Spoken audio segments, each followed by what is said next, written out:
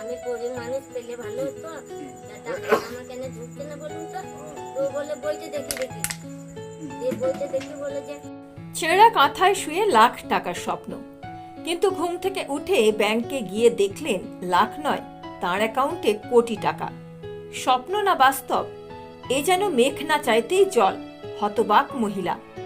Bank অ্যাকাউন্টে কোটি টাকা ঢুকতেই ঘুম ছুটেছে পূর্ব বর্ধমানের ঝুমা দাসের।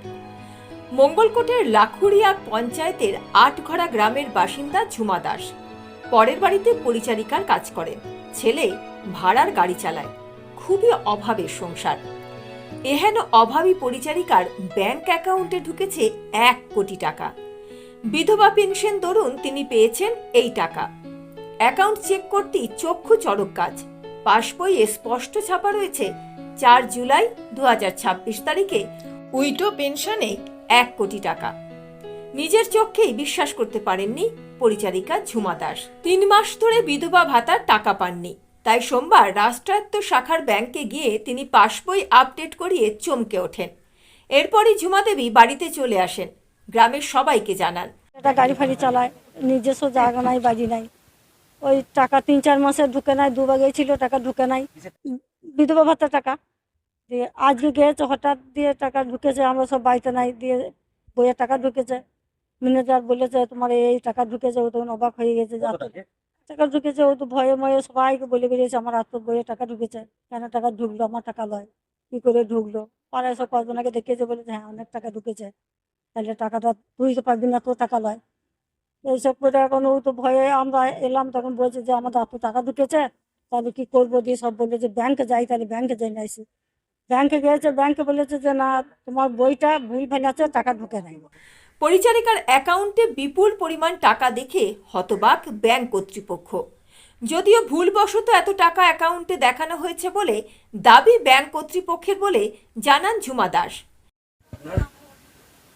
আমি ওই যে টাকা তুলতে গিয়ে এইসব হয়েছিল, টাকা পেলাম না, দিয়ে এই টাকা বলে এত টাকা আছে বইয়ে, দিয়ে ওই এই প্রথম বললো যে 1 কোটি টাকা বললো, দিয়ে বলার পর দিয়ে আবার দিয়ে আমি বললাম যে কি বলছেন 1 কোটি টাকা, তো 1 কোটি টাকা আপনারা মিথ্যে কথা কয়েছেন, আমি 3-4 মাস টাকা পাই নাই, তা তা আমার গরিব টাকা মেরে কি করবে খেয়ে, আমার টাকা খেয়ে, তা আমি না পাই না পাবো ভগবান বিচার করবে, আমি এই কথা বললাম।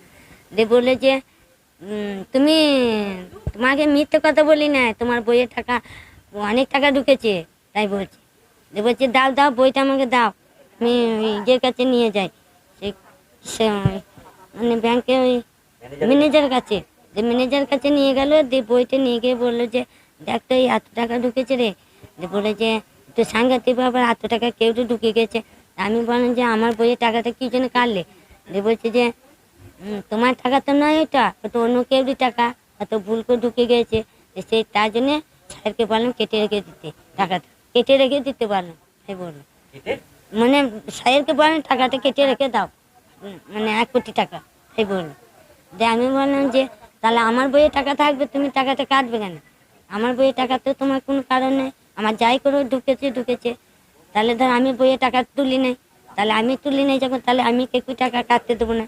এইটা বললাম বলে পালিয়ে এলাম, দিয়ে পালিয়ে এলাম, দিয়ে আবার আমাদের সেই মাস্টার হয়, সে মাস্টারকে ডেকে আবার দেখালো, দেবে চেয়ে দেখ তো বইটা, দেব সে আবার দেখ, ও দেখে তখন অবাক, বলছে এ তো সাংঘাতিক, ও বলে টিপ দিয়ে তোলা হয়, ও বললো ওরকম করে, দিয়ে বললো ও এসে করলো, বললেন না।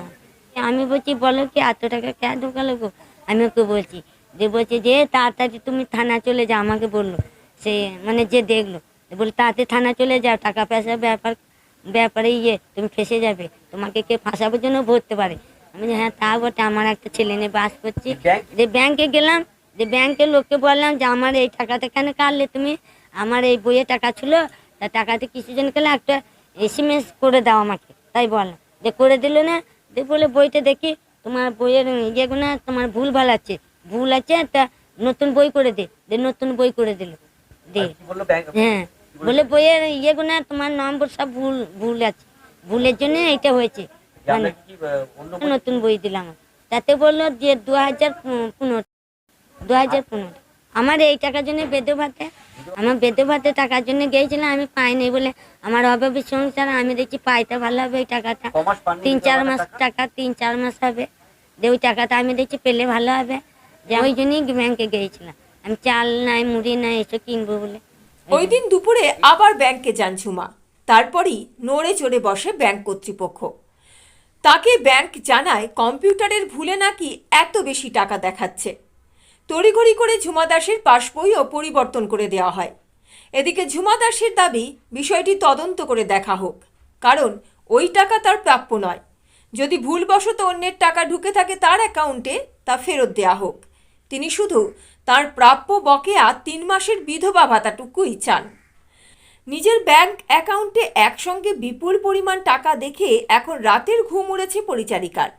পাশাপাশি তিনি আতঙ্কিত কেউ হয়তো তাকে ফাঁসানোর চেষ্টা করছে এই ভেবে। একই সঙ্গে তিনি বিভ্রান্তিতে পড়েছেন, হয়েছেন মঙ্গলকোট থানার দ্বারস্থ। কোথা থেকে এত বিপুল অঙ্কের টাকা ঢুকলো তা নিয়ে চিন্তা শুরু হয়েছে তার। আমি থানাতে সঙ্গে সঙ্গে জানিয়ে দিলাম যে এই বৃত্তান্ত। তা আমি টাকা তুলেও নেই, টাকা আমি ভয়ে মই পালিয়ে এলাম, যে আমার কি কিসে থেকে কি কাজ বেদে মুখে কেউ ঢুকলো নাকি আমাকে কেউ ফাঁসাবার জন্যে।